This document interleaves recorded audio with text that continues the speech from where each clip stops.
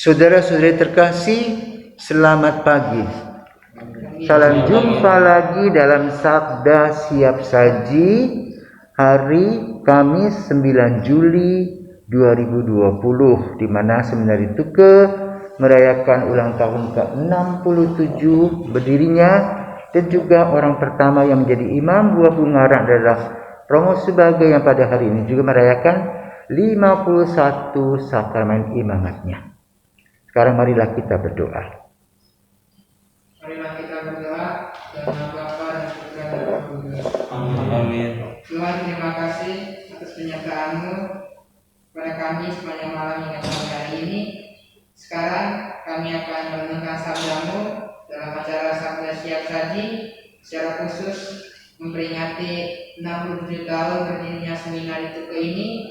Semoga kiranya renungan yang akan dibawakan oleh Romo Hadi dapat menguatkan kami untuk menjadi seminaris yang lebih baik. Demi Kristus Tuhan kami. Amin. Amin. Dalam nama Bapa dan Putra dan Roh Kudus. Tuhan bersamamu. Dan bersamamu. Inilah Injil Yesus Kristus menurut Matius. Dimuliakanlah Tuhan. Pada waktu itu Yesus bersabda kepada ke-12 murid-Nya, "Pergilah dan katakanlah kerajaan surga sudah dekat." Sembuhkanlah orang sakit, bangkitkanlah orang mati, tahirkanlah orang kusta, usirlah setan-setan.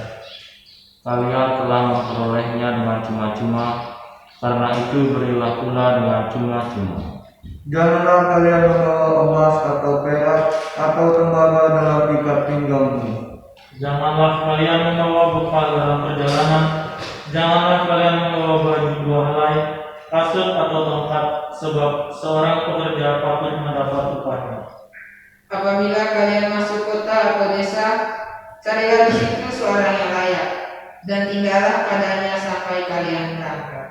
Apabila kalian masuk ke rumah orang, berilah salam kepada mereka. Jika mereka layak menerimanya, salammu itu turun kepadanya. Jika tidak, salammu itu kembali kepadamu. Dan apabila seorang tidak menerima kalian dan tidak mendengarkan perkataanmu, keluarlah dan tinggalkanlah rumah atau kota itu, dan kebaslah debunya dari kakimu. Aku berkata kepadamu, sungguh pada hari penghakiman tanah Sodom dan Gomora akan lebih ringan tanggungannya daripada kota ini. Demikianlah Injil Tuhan. Terpujilah Kristus. Bapak Ibu yang terkasih, kita akan mendengarkan cita-cita anak-anak kami yang berkumpul pada hari ini. Saya ingin menjadi seorang imam. Nama saya Gualbertus Alexander Nabina, biasa dipanggil Gibe. Nama saya Yosef Daanceta Canakya Triana. Cita-cita saya menjadi seorang imam. Nama saya Andreas Fornet Imadi Puriatmaja. Saya memiliki cita-cita menjadi seorang pengusaha. Nama saya Fidelis Putu Yudhistira Mahardika. Cita-cita saya ingin menjadi seorang pelayan Tuhan yang melayani Tuhan dengan cara saya sendiri. Nama saya Enrique Suban Putra Damian Crowin. Cita-cita saya menjadi orang yang sukses di masa depan. Nama saya Raymond Palangan Banilodu. Cita-cita saya menjadi seorang guru. Nama saya Bernardus Made Valentino. Cita-cita saya menjadi seorang imam, khususnya seorang misionaris. Nama saya Samuel Komang Ari Krishna. Cita-cita saya menjadi polisi. Nama saya Franciscus Sigede Niko Figranata. Saya memiliki cita-cita menjadi seorang imam. Nama saya Johannes Nikolaus Divito Gatung. Saya ingin menjadi seorang imam. Nah, saudara-saudara terkasih, semua orang diberi oleh Tuhan cuma-cuma, termasuk cita-cita. Ada yang ingin melayani gereja, ada yang ingin melayani masyarakat. Dalam sejarah gereja universal khususnya, sebelum terjadinya gereja, Yesus mengumpulkan 12 murid. Mereka diutus berdua-dua. Kemudian setelah tahun sekitar 70-an, mereka tentu berpisah karena pergi berdua-dua, pergi kemana mereka diutus. Adalah dua orang yang dikenal sebagai tongkat gereja, yaitu Petrus dan Paulus. Petrus mengalami Yesus dalam kesehariannya selama 3 tahun. Sementara Paulus mengalami Yesus selama 3 hari dalam masa pertobatannya di Damsyik. Lalu apa yang terjadi dengan dua orang ini? Setelah pertobatan Paulus mulai berjalan berkeliling sampai ke pusat dunia saat itu, yaitu kota Roma, kota abadi. Setelah beberapa saat, beberapa tahun tinggal bersama dengan kelompok-kelompok atau komunitas-komunitas basis yang dia dirikan, kemudian Paulus mengundang Petrus untuk tinggal di Roma. Maka berangkatlah mereka untuk memulai perjalanan panggilan dan pelayanan serta perutusannya. Ada hambatan yang mereka alami. Pembunuhan keji. Nero menjadi raja yang membakar kota Roma dan mengalihkan perhatian kesalahannya kepada gereja Kristen. Maka terjadilah penganiayaan dan sejak saat itu gereja berada di bawah tanah.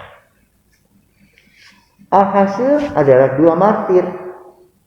Petrus yang disalibkan di Bukit Vatikan yang sekarang dikenal sebagai Basilika Santo Petrus. Yang kedua, Santo Paulus dipenggal kepalanya, yang saat ini lokasi bukit itu dekat dengan biara Trappist. Maka di luar kota Roma ada Basilika Santo Paulus untuk mengenang kemartiran mereka. Dari sana berkembanglah gereja ke seantero dunia sampai ke Bali. Di Bali mulai misi pada tahun 1937. Apa yang menjadi sebuah kenangan? Tahun 1949 didirikanlah Sekolah Rakyat Katolik di Tuke yang menjadi embrio pendidikan di Keuskupan Denpasar pada waktunya. Kemudian setelah menamatkan kelas 6 SD, SR waktu itu, maka didirikanlah SMP.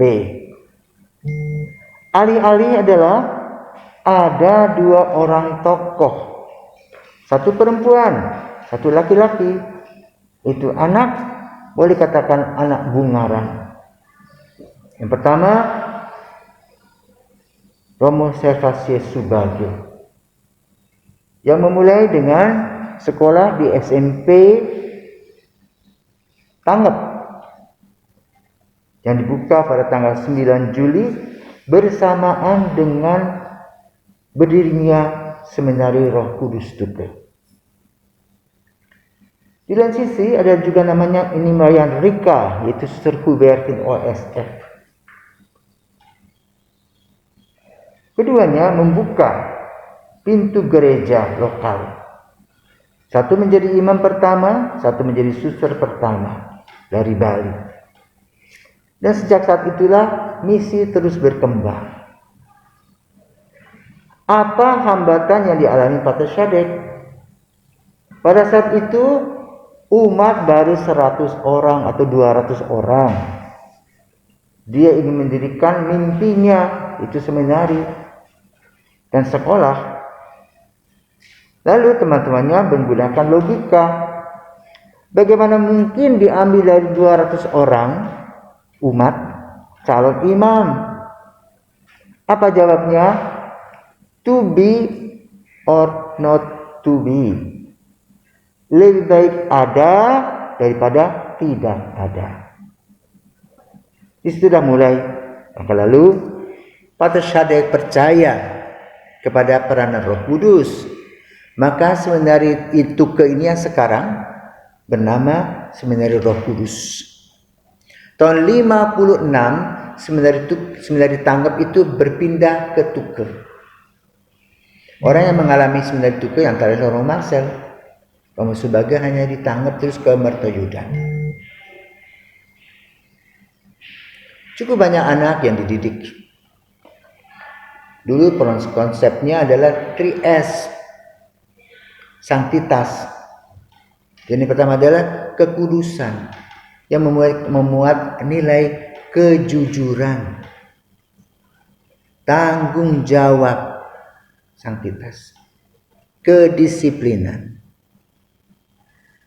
Siensia melahirkan keterampilan, keseimbangan antara akal dan budi serta hati. Lalu sanitas, baik jasmani maupun rohani. Nah, sejak dulu di seminari diadakan doa setiap hari. Misa, doa pagi, misa, doa sordio, litani, jalan salib. Banyak devosi-devosi, doa-doa devosi yang dilakukan. Dan pendampingnya anak bervariasi tergantung pada situasi dan kondisi. Saat itu secara ekonomis kita mengalami kesulitan. Jadi seminari Tuke dalam usia 67 tahun itu sudah cukup makan garam, jatuh bangun, bahkan hampir tutup. Tetapi jangan lupa, jangan takut karena Roh Kudus senantiasa hadir di dalam kehidupan para seminaris. Kini Pater Shadek sudah tiada. Tetapi apa yang ditanamkan itu terus bertumbuh sesuai dengan zamannya. Maka apa dikatakan Injil pada hari ini? Di mana Yesus mengatakan, pergilah dan wartakanlah kerajaan surga sudah dekat. Sembuhkanlah orang-orang sakit, bangkitkanlah orang mati, tahirkanlah orang kusta, usirlah setan-setan. Ini tugas tidak mudah. Maka lalu yang paling utama dan penting adalah menjahit diri sendiri. Mendalami dulu diri sendiri, menikmati jati diri. Kalau kita belum bisa menikmati jati diri, bagaimana kita boleh menjadi pemimpin? Kejujuran menjadi sebuah kekuatan. Banyak para kudus hidupnya dalam kejujuran. Banyak pelayan gereja dalam gereja, tetapi sebagian tidak jujur, tidak menghasilkan apa-apa. Kenapa? Baik kejujuran maupun ketidakjujuran dalam pelayanan akan melahirkan sebuah aura, pancaran kasih Tuhan itu ada dalam diri orang-orang yang jujur dalam pelayanan. Dan kalian sekarang sedang digodok untuk itu. Tapi diberi secara cuma-cuma. Pada masa COVID ini kita tidak kekurangan. Karena peranan Roh Kudus dan juga bagaimana Tuhan mempersiapkan pada masa COVID ini. Mungkin kalau kita lihat sejarah, belum pernah ada orang pakai masker. Orang dulu pakai masker, orang yang mau mencuri ya. Iya toh? Tutup matanya, pakai masker, kok mukanya nggak kelihatan. Sekarang yang cantik, yang ganteng, yang muka biasa-biasa saja, semua pakai masker. Nah ini di dunia kita. Maka kita juga harus beranjak dengan situasi dan kondisi yang ada. Bisa merefleksikan panggilan kita masing-masing dan mempersiapkannya apa yang Tuhan berikan kepada kita secara cuma-cuma. Bila kita diutus, kita tidak usah takut. Kita tidak usah bawa segala macam yang kita angkut, tidak perlu. Yang kita bawa adalah diri kita dengan hati kita dalam pelayanan. Kalau kamu melanjutkan sekolah dimanapun juga, tidak usah boyong segala macam, apalagi harta benda akan dirampok. Tetapi isilah hatimu, isilah kepalamu dengan berbagai macam ilmu yang baik untuk bisa melayani Tuhan Yesus pada masanya. Maka apa yang Yesus berikan cuma-cuma akan menghasilkan buah berkelimpahan. Yang kedua, kita harus sadar bahwa akan ada hambatan. Hambatan itu ada pada diri kita sendiri. Jangan dipikir calon-calon frater ini ketika kamu pakai jubah langsung kelihatan ganteng, jreng, kinclong. Nah, godaannya banyak. Godaan itu boleh-boleh saja, tergantung pada diri kita masing-masing. Apakah kita mau digodai atau tidak? Sama seperti kalau kita misalnya kita berjalan di sebuah jalan, ada batu besar. Apakah kita mau tabrak batu besar itu? Tidak perlu, kita menyingkir, cari jalan lain. Nah, itu menanggapi godaan. Dan jangan lupa mereka pun yang berkeluarga akan ada godaan. Sudah dapat istri yang cantik pun tergoda dengan yang cantik yang lain. Apalagi pastor digoda terus, dikejar terus. Kalau tidak punya kekuatan doa, sudah. Maka Roma ingat ya, ketika Roma berada di pintu kapel seminari ini, ada seorang suster bernama Suster Mayela. Dia tanya, kenapa mau kerja di sini? Ya, kenapa suster? Dia katakan begini, kalau mau kerja di sini, tutup mulut, tutup mata, tutup telinga, buka hati sama Yesus. Kalau frater punya kesulitan, duduk di depan tabernakel, bicara dengan Yesus yang hidup, yang tidak kelihatan tetapi dia ada.